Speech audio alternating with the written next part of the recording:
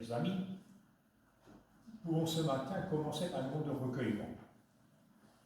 Le thème du jour, le thème du culte, c'est la prière. Les Fontes, qu'on va dire tout à l'heure. Et souvent la prière, c'est du silence.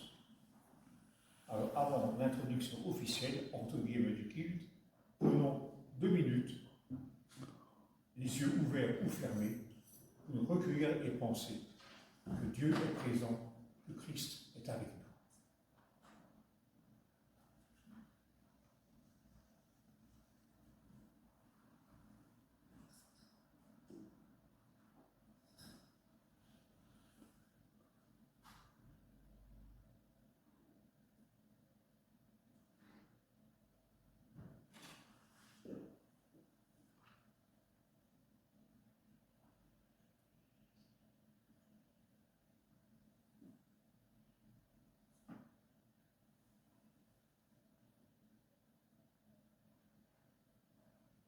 Dans l'Évangile, Jésus dit « Là où 2 ou 3 sont réunis en mon nom, je serai au milieu d'eux. » Le Christ ne dit pas que lorsque nous sommes plus de 2 ou de 3, il n'y a plus là.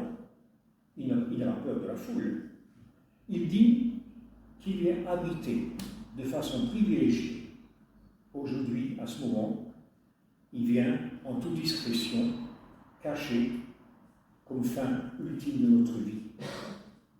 Il est là quand la parole vraie est proclamée, quand la prière est murmurée, comme maintenant, et quand le silence est partagé. Prions. Rassemblés ce matin par ta parole, nous ne sommes pas au Christ une foule anonyme, mais nous sommes des personnes, des hommes et des femmes, des jeunes et des anciens, des invités, des habitués, des fidèles, ou peut-être des occasionnels. Tous et toutes, nous sommes convoqués par ton évangile, appelés par notre nom, invités en ce face-à-face avec toi.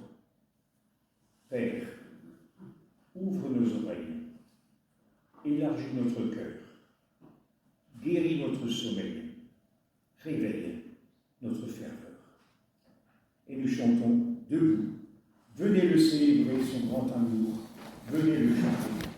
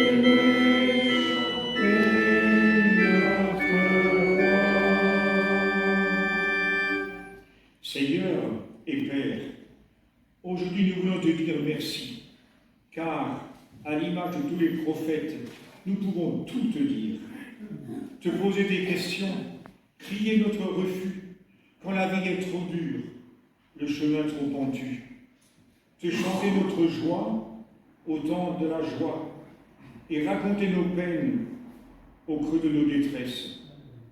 Nous pouvons te parler de notre avenir, le voir dans l'espérance, puis te remettre nos craintes et nos souffrances. Déposer notre amertume, le fruit de nos rancœurs, et aussi recevoir ton pardon, qui est toujours plus fort que toutes nos peurs. On peut crier notre colère devant les injustices, on peut confesser nos paresses, on peut avouer que nous ne sommes pas toujours près de toi. Nous pouvons poser notre fardeau, nos doutes et nos soucis pour hisser notre voile avec le souffle de l'Esprit Saint. Oui, tu mérites la gloire. Amen. Et pour continuer cette louange, nous chantons au 21-19 les strophes 1 à 3.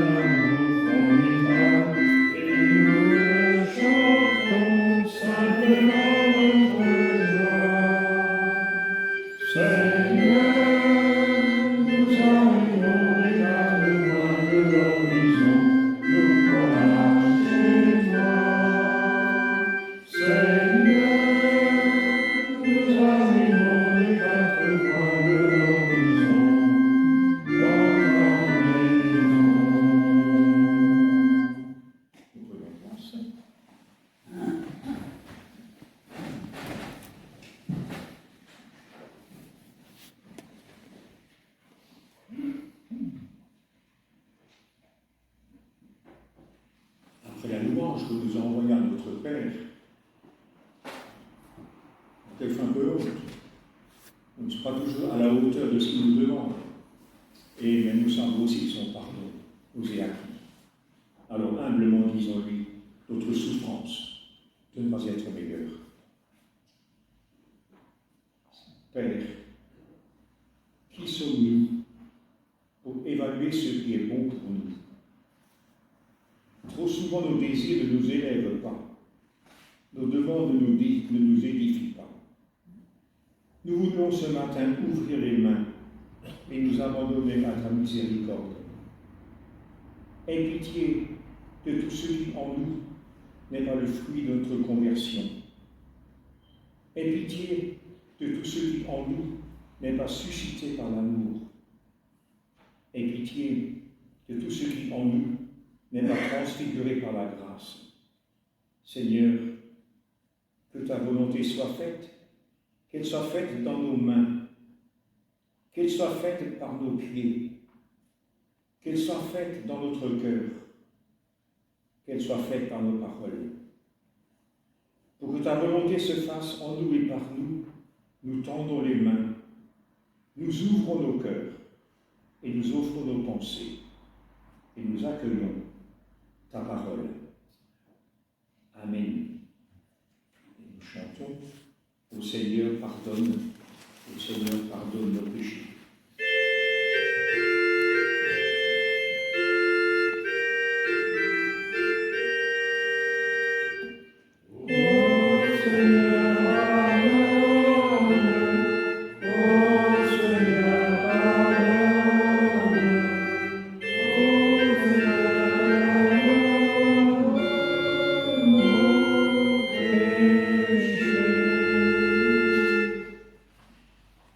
Certains frères et sœurs musclent leur foi par des exercices spirituels et par des privations, par des jeûnes, par des veilles, par des bonnes actions. On fait des guerres. Ils lancent leurs pierres de plus en plus haut. D'autres s'ouvrent à la grâce de Dieu. En chemin, on s'allège en douceur, jusqu'au point où nous échappons grâce à l'Esprit divin, à notre pesanteur d'hommes et de femmes. La grâce, frères et sœurs, qui vous est donnée ce matin, la grâce du pardon est un vent, un souffle léger, c'est une colombe de paix. Dieu se charge de chacun de tes fardeaux, frères et sœurs. Il t'allège, te pardonne et te donne le repos. Amen. Et nous chantons debout, ô ma joie et mon espérance.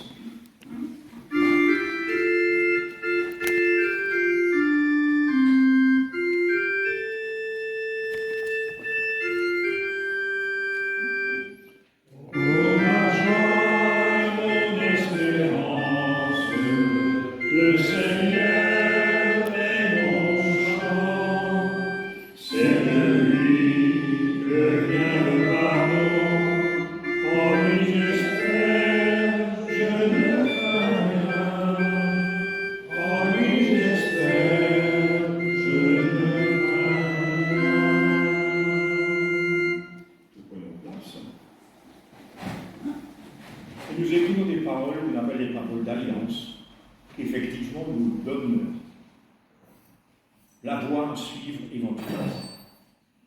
Un petit texte qui est bien connu, qui vient, je crois, d'Angleterre, me semble-t-il. Tu veux être aimé, alors aime ton prochain. Tu veux pouvoir parler, écoute ton prochain. Tu veux vivre la paix, alors apaise ton prochain. Tu veux être soutenu, alors encourage ton prochain. Tu veux vivre libre, libère ton prochain. Et si tu veux vivre heureux, mets la joie et le bonheur dans le cœur de ton prochain. Oui, que notre Dieu élargisse notre cœur vers tous ceux qui ont besoin de nous. Et nous chantons aussi, écoute, entends la voix de Dieu. À celui qui a soif, il vient se réveiller.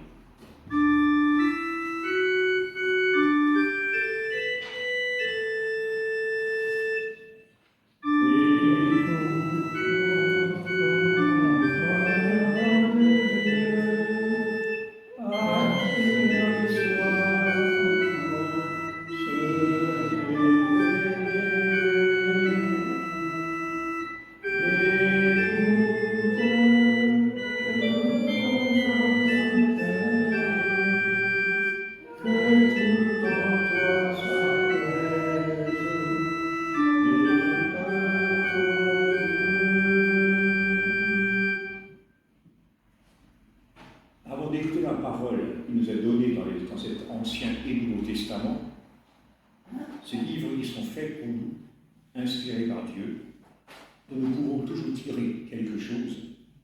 Prions. Père, notre Dieu, notre route est parfois obscure, parsemée de pièges et de pierres. Notre marche est souvent incertaine, menacée d'erreur. Que ta parole soit pour nous ce matin un phare qui nous montre la direction, une lumière qui nous guide dans l'inconnu, une lampe qui éclaire nos décisions, un flambeau qui annonce ta venue. Amen. Et ce matin, nous écoutons deux lectures. La première tirée du la deuxième lettre à Timothée, et la troisième, un extrait de chapitre 16 de Luc. On écoute d'abord 2 Timothée au chapitre 3.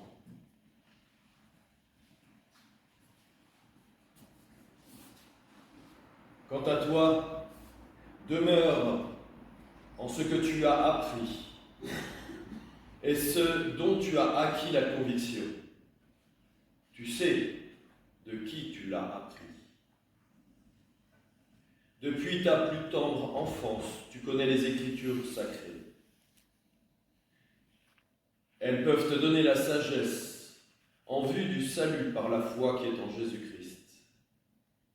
Toute Écriture est inspirée de Dieu et utile pour enseigner, pour réfuter, pour redresser, pour éduquer dans la justice, afin que l'homme de Dieu soit à la hauteur, parfaitement équipé pour toute œuvre bonne. Je t'adjure devant Dieu et devant Jésus-Christ, qui va juger les vivants et les morts, et au nom de sa manifestation et de son royaume, proclame la parole, intervient dans toute occasion, favorable ou non, réfute, reprend, encourage, en te montrant toujours patient dans ton enseignement. Nous écoutons l'Évangile.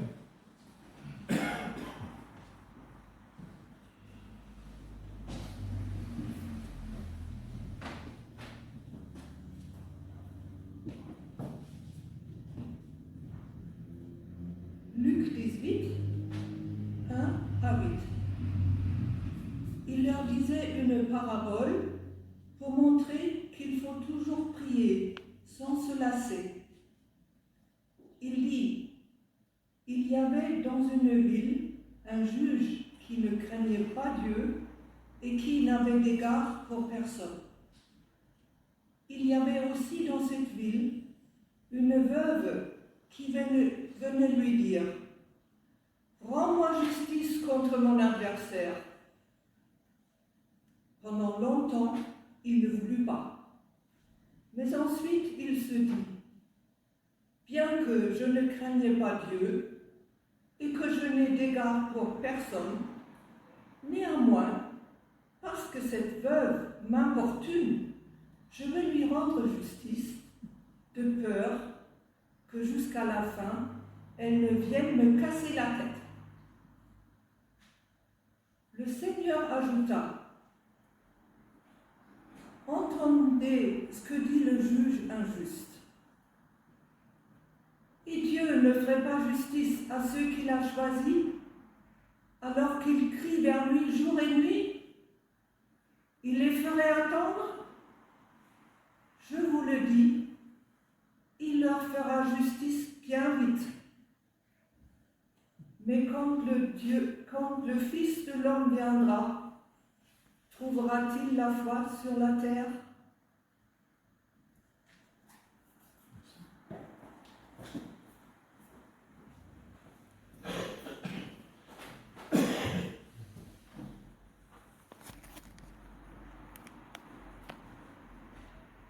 Frères et sœurs, la prière. La prière. On en parle tout le temps. C'est un thème récurrent, aussi bien dans nos têtes, dans nos cœurs peut-être, dans nos vies, mais aussi dans l'Église.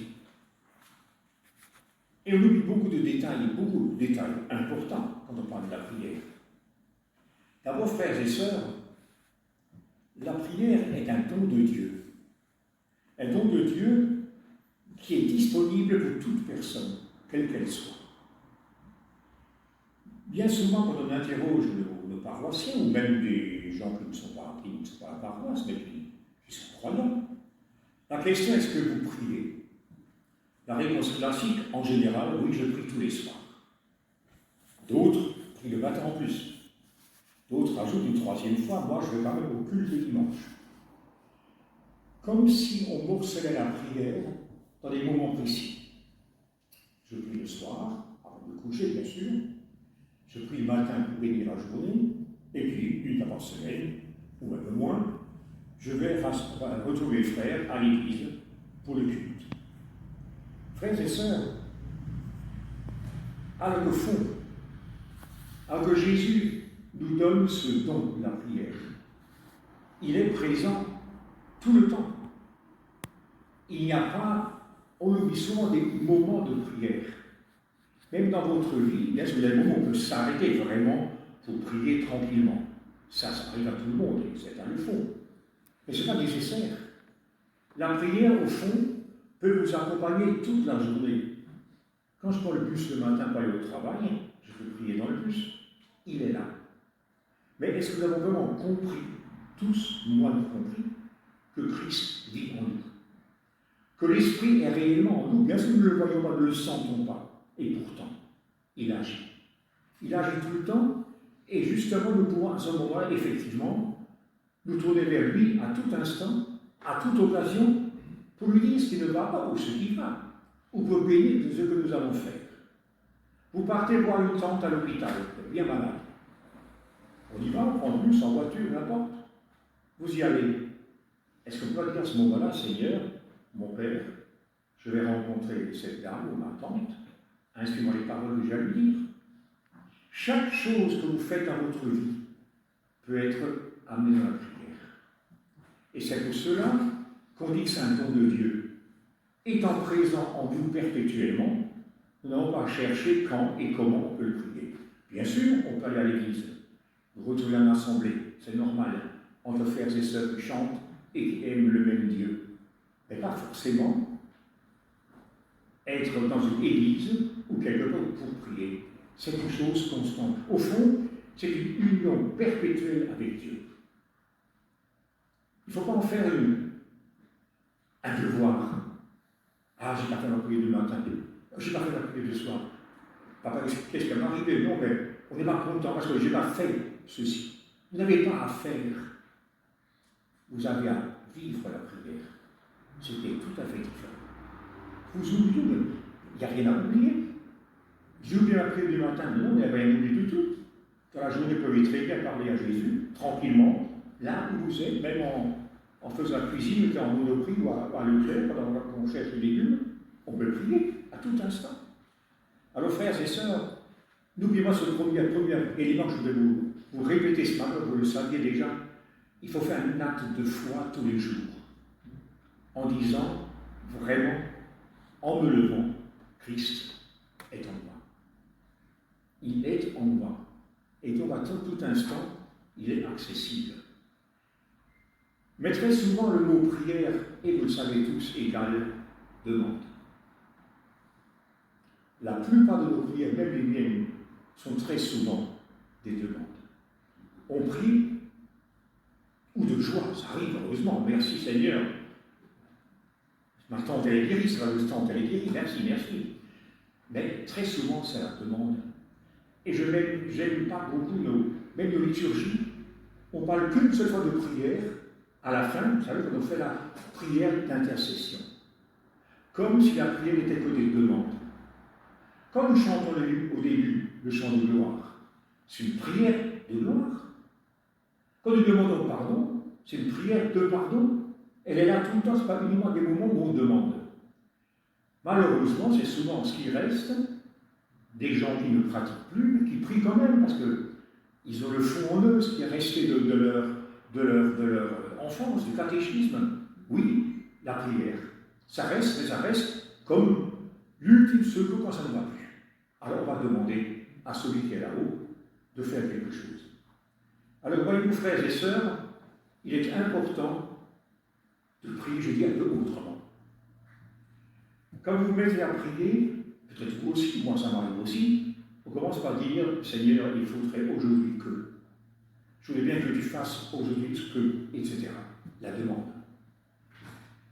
Alors, prenons comme modèle de notre Père. La demande arrive en 4e position. Dans les mots de Jésus, en 4e position. D'abord, il parle au Père. Il parle au Père. Je répète, il parle au Père. il ne parle pas à un seigneur. Je trouve lamentable, je le dis franchement, que nos églises continuent à pratiquer des chants avec des seigneurs et des rois, et des seigneurs et des rois tout le temps. Comment voulez-vous qu'un pauvre homme, une pauvre femme qui se sent mal, ait envie de rendre en face de lui un seigneur?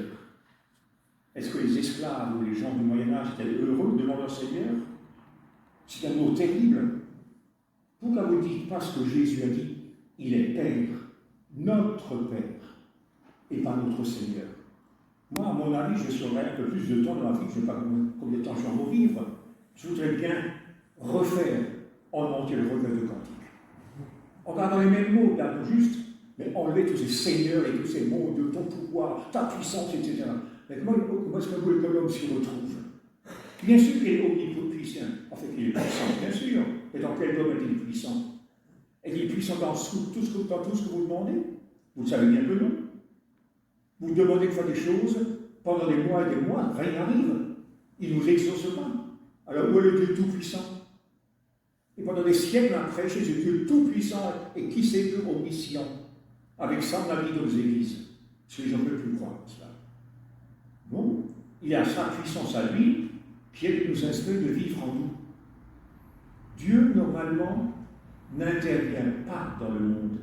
Pourquoi ne n'intervient-il pas? Pour la simple raison que ça serait de l'injustice. Parce que, si moi je prie pour ma grand-mère qui a un cancer, qu'il le guérisse, et le ferait. Tous les autres qui ne prient pas, eux, n'ont pas droit à la guérison. Si je prie pour que tel domaine ou tel endroit, une chose toute bête, que mon fils réussisse le baccalauréat, parce que je suis Seigneur, tu sais que je t'aime, donc donne ça à mon fils, ce baccalauréat. Et les autres qui ne prient pas, ils n'ont pas eu que le bac. Vous trouvez ça un Dieu juste? Dieu ne peut pas intervenir individuellement pour chacun d'entre vous. Dieu est là pour vous consoler, pour vous guider, pour vous donner des pensées qui vous amènent vers quelque chose. Mais ne priez pas un Dieu tout-puissant, il ne l'est pas. Il ne l'est pas, nous le savons aujourd'hui, tout le monde le dit d'ailleurs. Par contre, attention, il a une toute-puissance pour changer les cœurs. Voilà le problème. Sa puissance n'est pas du tout matérielle comme celle que nous souhaiterions, sa puissance est en nous. Effectivement, on peut prier, je le dis franchement ici, pour qu'un Poutine change de cœur. C'est pas si mal fait, mais ça, c'est une prière qu'il peut écouter. Il peut aussi écouter une prière pour un enfant qui se perd dans la drogue et qui n'en sort plus. On peut l'aider. Seulement aussi, même en priant pour les autres prennent les moyens aussi de guérir. Je me souviens, quand j'étais aumônier à l'hôpital à Strasbourg, dans l'hôpital de cancérologie, une maman qui a dit, une dame qui a dit, mon mari est hospitalisé, il va mourir bientôt d'un cancer total. Pourtant, j'ai prié pour lui, et je n'ai pas été exaucé. Et c'est l'homme qui m'a avoué sur son lit de mort, pasteur, dit, on a chez à prier pour moi, mais de toute façon, j'ai refusé tous les médicaments. Mais Dieu n'est pas d'accord. Dieu a créé des hommes intelligents. Il a créé des hommes, des savants, des scientifiques. Il a créé des hommes qui doivent effectivement prendre l'intelligence qu'ils ont pour aider les autres. Si nous avons des médicaments, c'est pour nous en servir. Avec raison, avec l'aide du médecin, évidemment. Mais si nous refusons tous les moyens que nous avons, c'est que Dieu agisse à notre place. Seigneur, fais tout.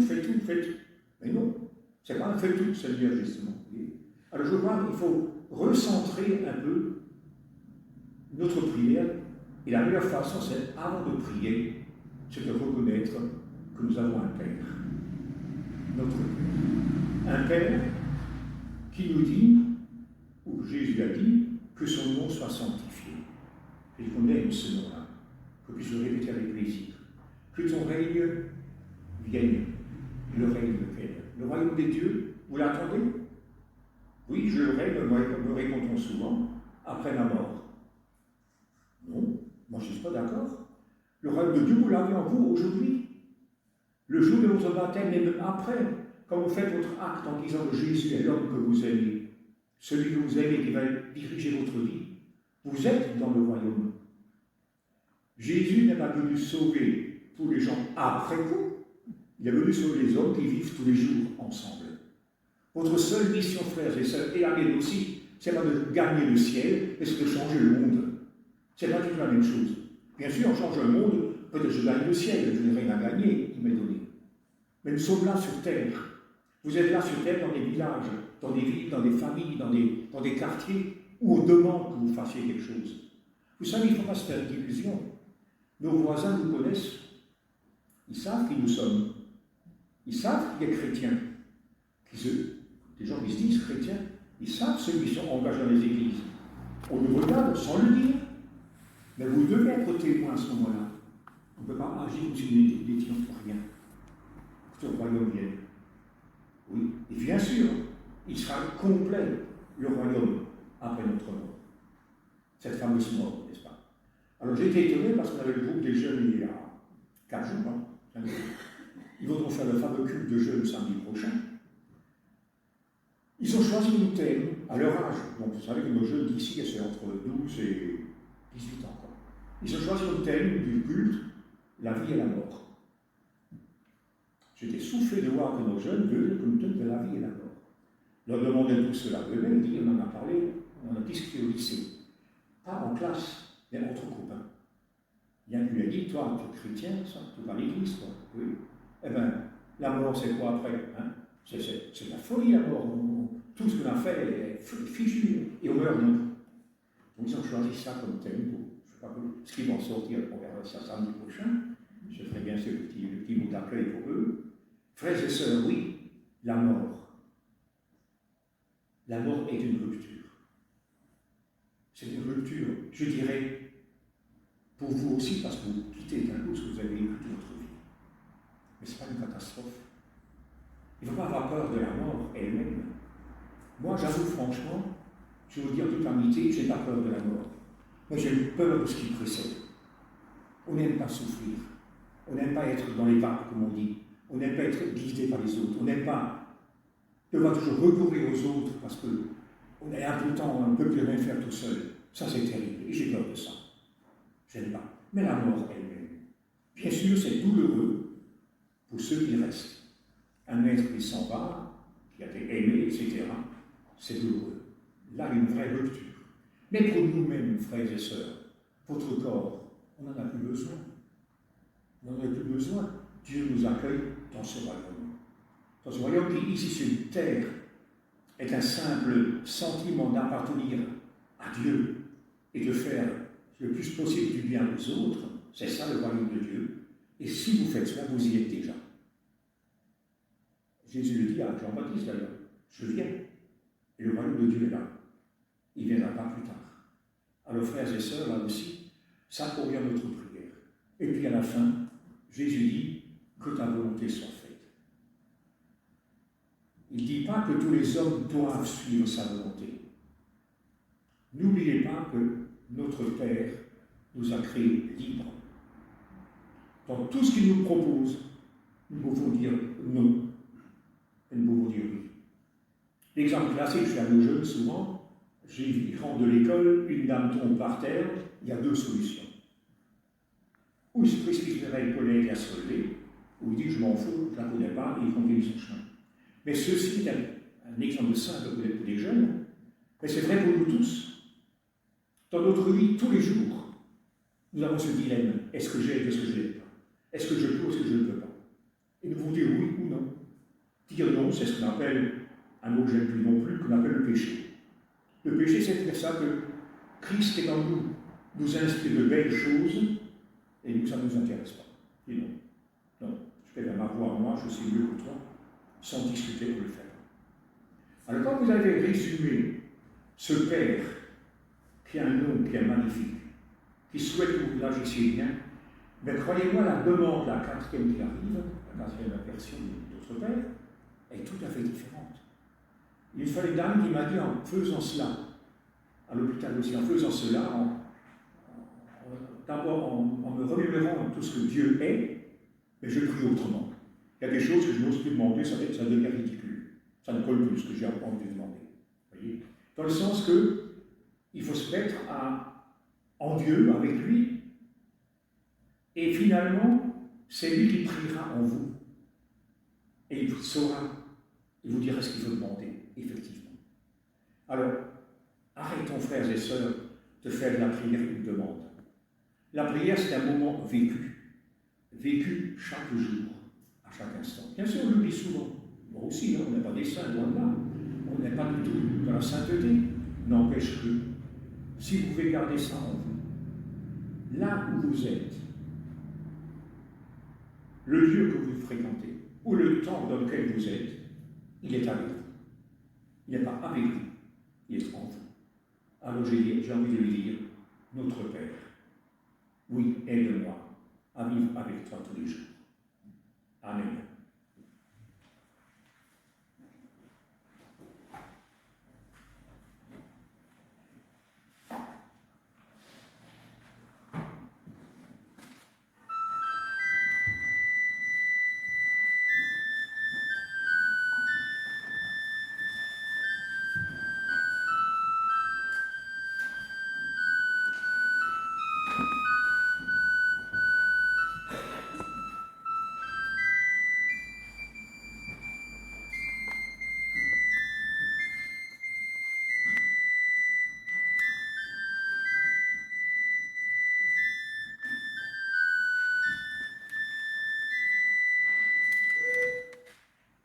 Nous chantons au 22:08, je crois quand même à dire à notre concert festival qu'il serait temps de réviser l'orgue. J'ai une question. Je crois que ça serait une décision à prendre. Je fais ma parenthèse. Comme un souffle fragile, ta parole donne, comme un vase d'argile, ton amour nous façonne. Nous nous mettons debout. Nous chantons les 3 strophes.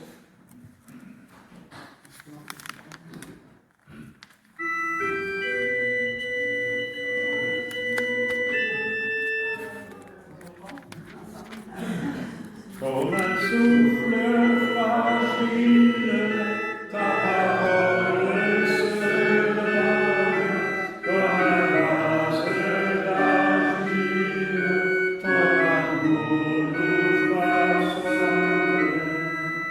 façonne. Ta parole est murmure, comme un secret d'amour, ta parole est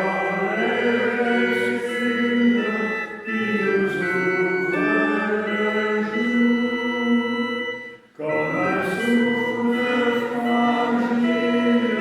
ta parole se donne, comme un vase d'argile, ton amour nous façonne. Ta parole est naissance, commençant de prison, ta parole est semence qui promet la moisson. Comme un souffle fragile, ta parole se donne, comme un vase d'argile, ton amour nous façonne. Parole et partage, comme coupe divin, ta parole est passage qui oublie un chemin. Comme un souffle fragile, ta parole se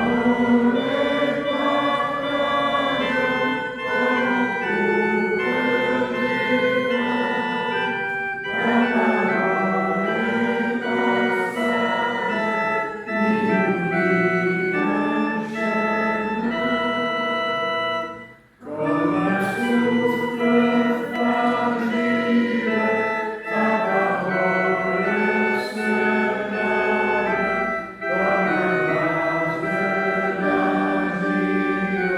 comme un vase d'argile, ton amour nous façonne.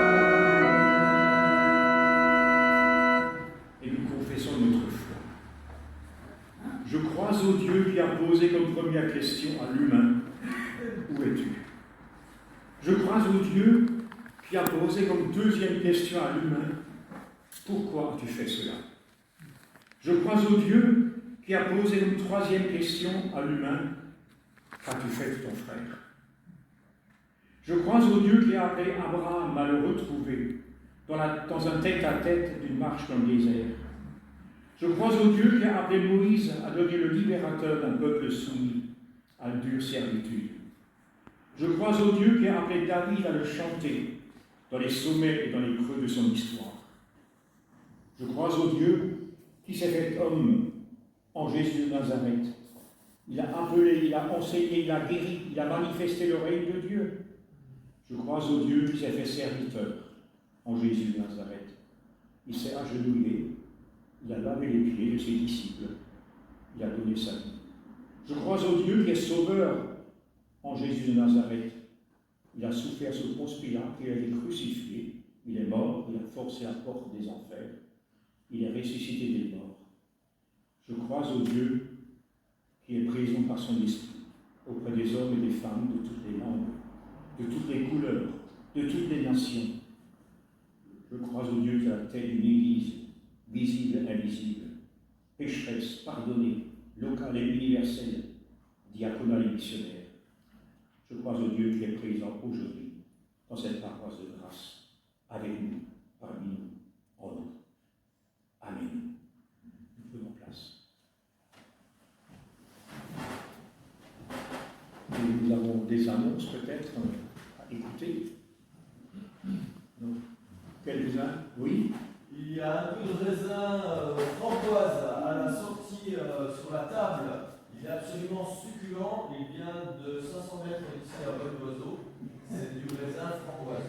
Très bien. Je peux dire une annonce? Allez-y, déjà. Cet après-midi, venez tous au concert. Les amis de la chapelle organisent un concert avec Boris Blanco au violon, Théo Foucheneret au piano, et ils joueront Schubert, la sonatine, opus 137 numéro 2 de Schubert, la sonate opus 12 numéro 3 de Beethoven, et la sonate opus 13 de Fauré. Voilà, ce sera un très bon concert. Venez tous, vous êtes tous bienvenus. Merci. Alors, pour cette semaine en week-end, donc cette semaine, il y aura donc culte à 18h. Le culte fait par nos jeunes, donc c'est le thème que je vous ai annoncé tout à l'heure, la vie et la mort. Et avant, ce sera 10h15. Alors, plusieurs choses encore. Il y a étude biblique cette semaine. Donc, on a commencé l'épître à Tite. On travaillera le 2e et 3e chapitre à la salle Argès. Le mardi 18, mardi à 18h30 et le jeudi à 14h30. Donc mardi 18, mardi 18 à 18h30 et jeudi à 14h30, toujours dans la salle Argès. Je ne sais pas d'autres annonces entendues, je crois que c'est tout ce qu'on a dit. Voilà, donc c'est le moment de l'offrande. Mercredi, le temps de prière. Pardon? Mercredi, le temps de prière. Ah oui, excusez-moi, oui, je vais noter. Et mercredi soir à 18h30, donc cette demi-heure, 3/4 d'heure de rallye de prière, vient qui veut prier simplement avec nous, ici dans la chapelle, quelques instants. Il n'y a aucune liturgie, il n'y a rien de précis à cela. Nous venons prier notre Père. Voilà. C'est le moment de l'offrande, que le Seigneur fasse de vous des personnes généreuses de cette paroisse.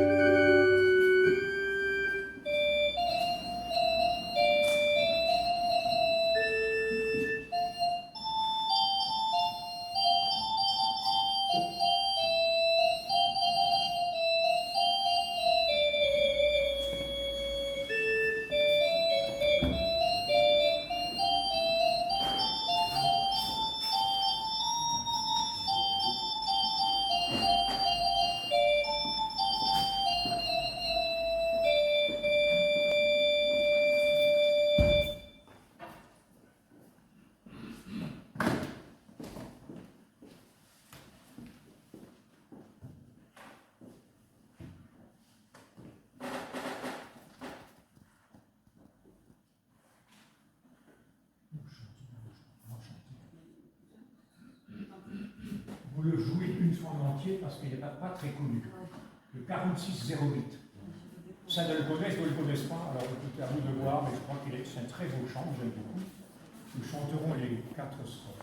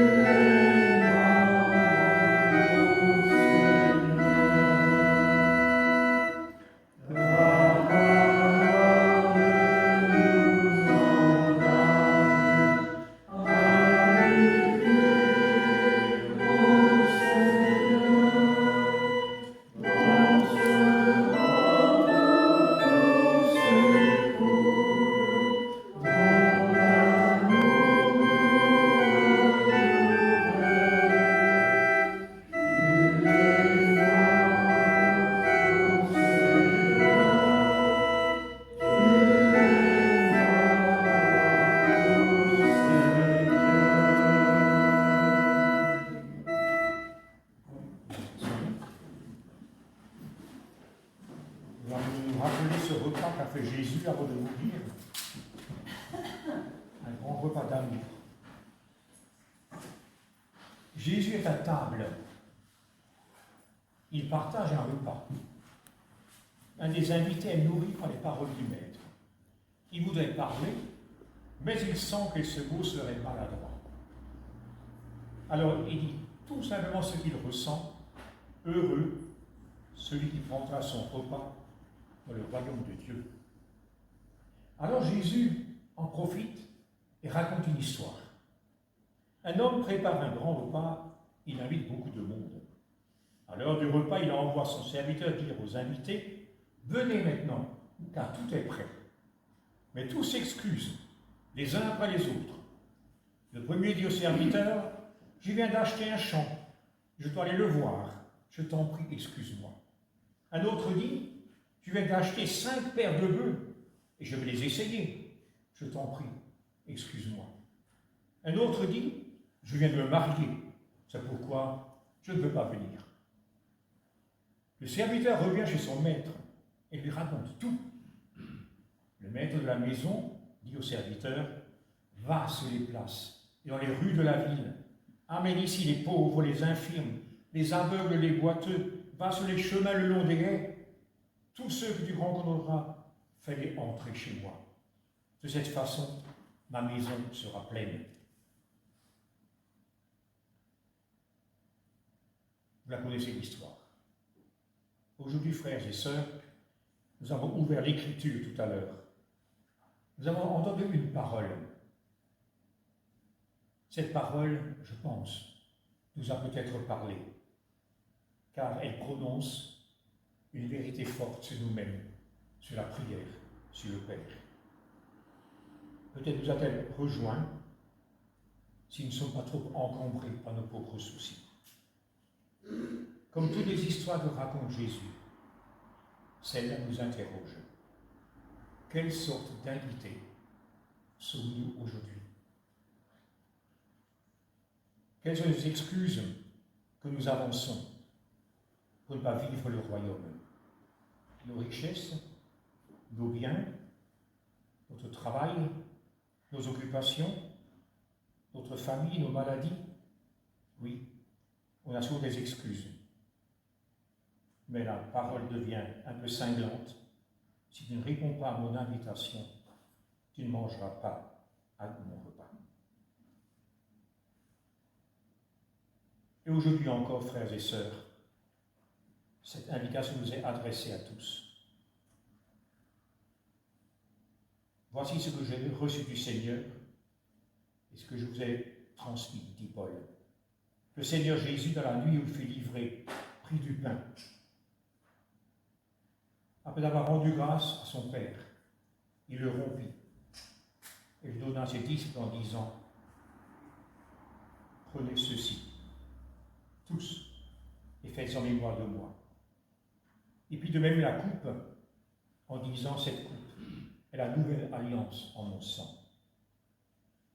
Buvez-en tous et faites ceci en mémoire de moi.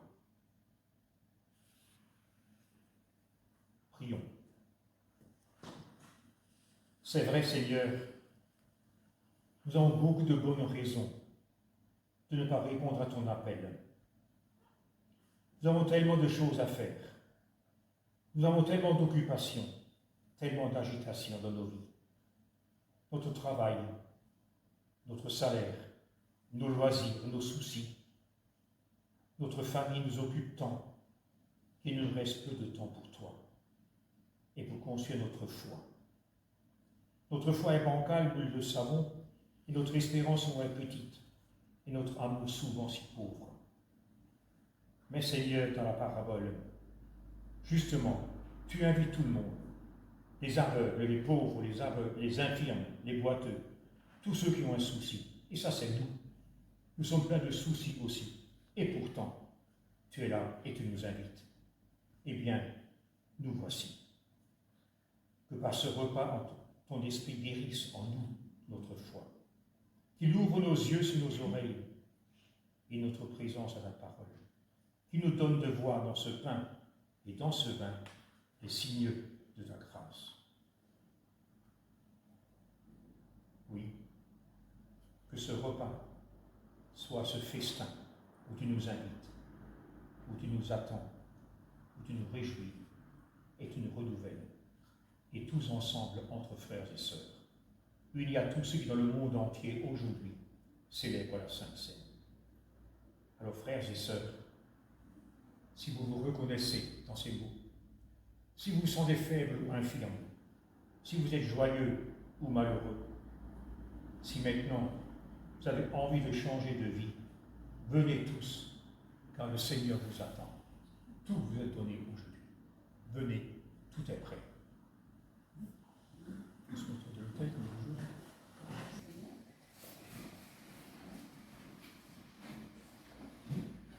Prions pour terminer. Loué sois-tu, car dans ce repas, tu nous as tout donné. Nous sommes pauvres, tu nous as ouvert les trésors de ta grâce. Nous sommes infirmes, tu nous as délivrés de nos impasses. Nous sommes aveugles, tu nous as ouvert nos yeux à ta présence cachée en nous. Nous sommes boiteux, tu nous as guéris de nos peurs et de nos lâchetés. Nous te rendons grâce. accorde-nous maintenant de savoir cultiver ce que nous avons reçu dans ce repas. Et nous nous levons pour recevoir la bénédiction.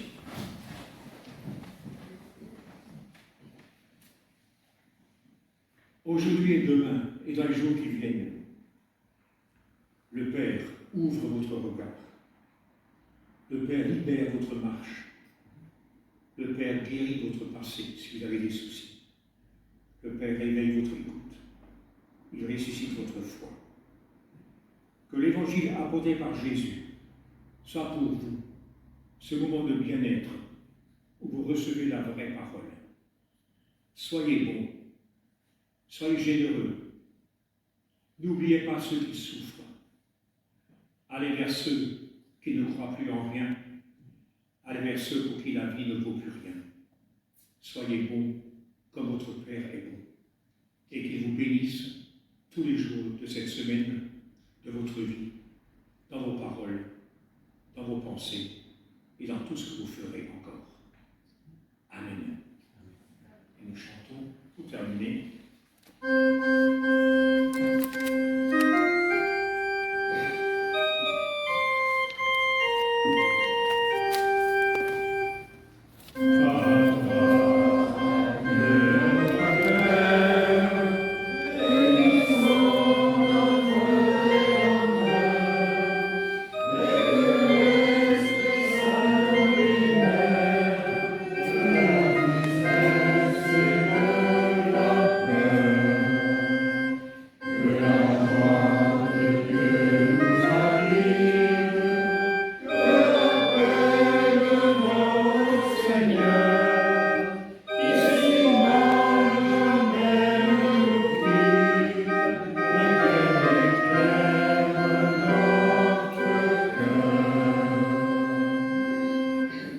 À tous, un joyeux dimanche et une bonne semaine. Il y a 5 heures. 5 heures ici, concert.